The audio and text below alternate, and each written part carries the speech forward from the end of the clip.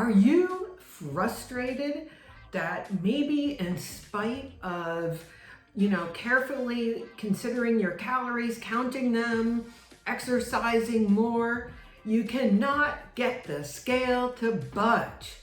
Well, I have to tell you that insulin resistance could be the root cause, because according to a recent study, 88% of Americans have insulin resistance, and most people have no idea. And this is because it is not standard practice to test for it. When you go to your doctor and they do labs, usually what they'll do is just get your fasting glucose. And that is just a snapshot of what happened in that one particular night or day. If you're lucky, you might get a hemoglobin A1C. And this is a marker of your glucose control over 3 months, which would be a much better way and give you some indication, of course, of insulin. But ultimately, getting your insulin level checked would be best to really know what your metabolic health is. And this is really important because one of insulin's important jobs is to help keep blood glucose levels stable. So this means insulin levels can increase over time while your blood glucose levels will stay within the normal range. So high insulin levels or hyperinsulinemia can occur 20 or more years before you ever get an elevated blood glucose level, leading to a diagnosis of prediabetes or diabetes. And finally, not only can insulin resistance hamper your ability to lose weight and fat, but it is also related in some way to almost every single chronic disease.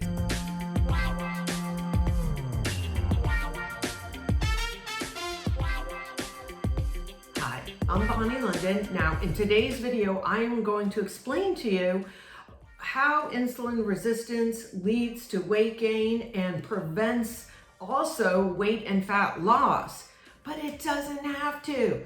And I am going to tell you what you can do today to start to help lower insulin and set your fat free.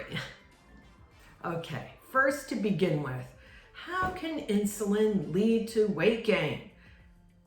Every meal you consume, but particularly those that are higher in starchy carbohydrates, will cause a rise in blood sugar, and your pancreas will trigger a release of insulin. Insulin then carries this blood sugar or glucose into the cell, storing it as energy or fat. But continually having high blood sugar levels eventually will desensitize your cell's ability to respond to insulin. This means that you need more and more insulin over time to accomplish the same job, and the more insulin you have means you're going to have more fat storage and also hampering again that ability to lose fat. And these cells now are considered insulin resistant, which means, oh my goodness, that even though you could have plenty of glucose running around in your blood, your cells aren't able to receive it to function optimally. And of course, there's a lot of side effects like brain fog, tired, and then hungry. And there are many factors that play a role in insulin resistance. Certainly your age, always some genetics, environmental factors, your level of physical activity, sleep, stress. However, the biggest factor and controllable factor by far would be your diet. Okay, how does insulin resistance actually prevent weight loss? Well, in normal circumstances, insulin works to increase muscle to take glucose out of your diet, to give you energy to be active. But in insulin resistance, guess what? Your muscles are no longer able to take in the glucose from your diet. The blood glucose builds up, and this glucose gets stored as fat. To make matters worse, as I mentioned earlier, this excess insulin can increase your appetite.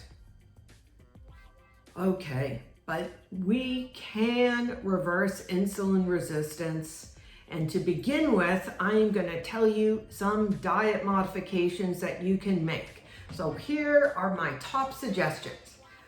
Number one, we got to cut out those high glycemic carbohydrates. When you are insulin resistant, your body is just less able to tolerate carbohydrates, but particularly those ones that we love so much. Those highly processed carbs like pasta, pizza, bagels, and pretzels, just to name a few of things that we want to kind of back off of, at least temporarily.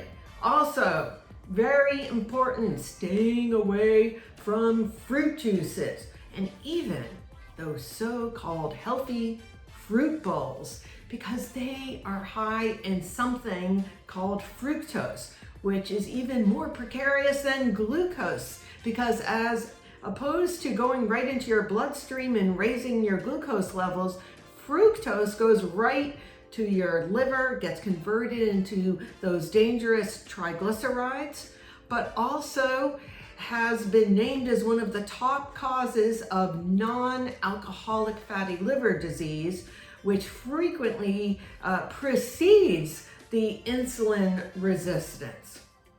Okay, well, what should you focus on? Focus on those non-starchy vegetables.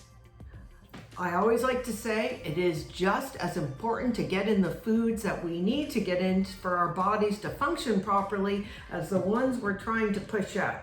And isn't that just a much better way to look at this entire thing, okay? So I'm talking about dark leafy greens, cruciferous vegetables like the broccoli, cauliflower, and absolutely bitter vegetables like broccoli rabe, escarole, arugula. Those actually have an important role in helping thin the bile, which helps with fat loss, by the way.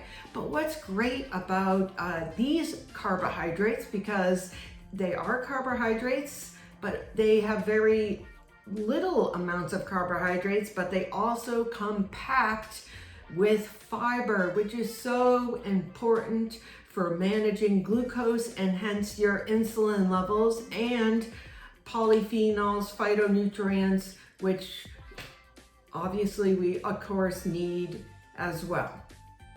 Picking out the right kinds of fat and trying to limit the wrong kinds of fat. So number one, omega-3s. Omega-3s, I think I talk about this in every single video because that's how huge it is, but they are very anti-inflammatory as opposed to the omega-6s. Specifically, the omega-6s from processed seed oils is what I am speaking of, such as soybean oil, corn oil, canola oil. While natural sources of omega-3s, such as found in wild fish, grass-fed meat, walnuts. Now, what is so critical about these fats is that, especially in relationship to insulin resistance, is that these fats become part of your cell membrane. And your cell membrane is the gatekeeper of what goes in and out of your cells. So it can help your cells be more sensitive to insulin. It can actually help with muscle, increasing your muscle.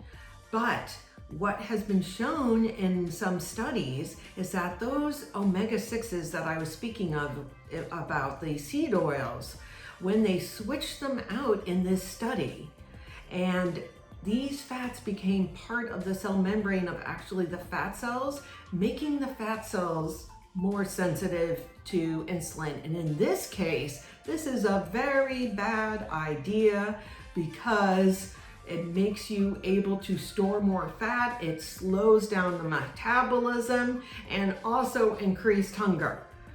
And again, listen, I think a much better way to look at this is really thinking about the fats I mentioned that we really kind of want to push in to support ourselves versus the ones we're trying to limit. Okay, summary takeaway today. Listen, if you are struggling to lose weight in spite of, trying to be more active and eat the right foods, you might want to look at insulin resistance. However, by starting out at least today with some, diet changes, you can begin to improve your insulin sensitivity and set your fat free.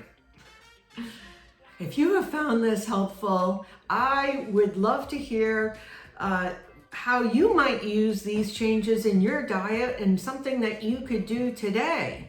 Also, I would love if you would like, share, subscribe, because in the next video, I am going to talk about the timing of eating, actually the order of the food that you're eating, and how that alone can help with your glucose control and hence insulin sensitivity. And also, if you are interested in discussing your personal situation, there is a link in the description below to book a no-cost call. I look forward to seeing you in the next video.